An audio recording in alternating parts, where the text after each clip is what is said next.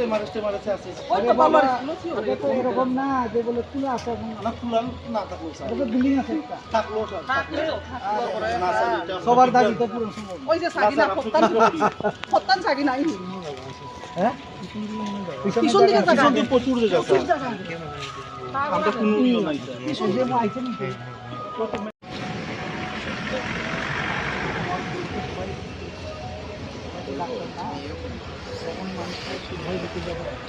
মানুষের কথা বুঝতে একটু বিশ্বাস করে তো আমরা চাই আমরা বাড়ির সামনে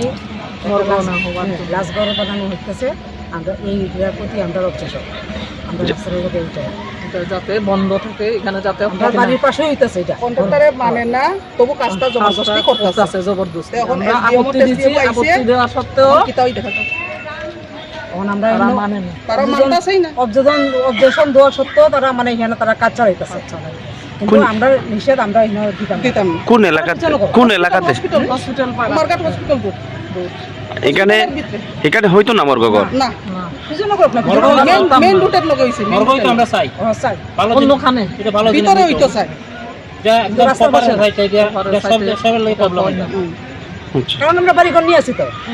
আচ্ছা, কিছুক্ষণ আগে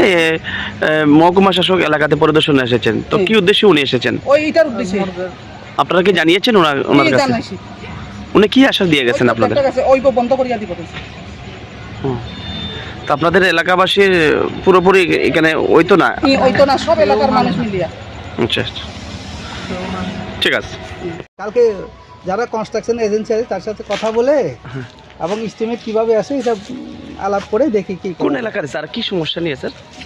এটা তো লোকাল যারা আছে তারাই তো আমার কাছে গেল মর্গ হবে মর্গ আচ্ছা একটু মানে লোকালয় থেকে একটু দূরে থাকলে ভালো তারা এটাই চাইছে স্যার এটা কোন জায়গায় অবস্থিত স্যার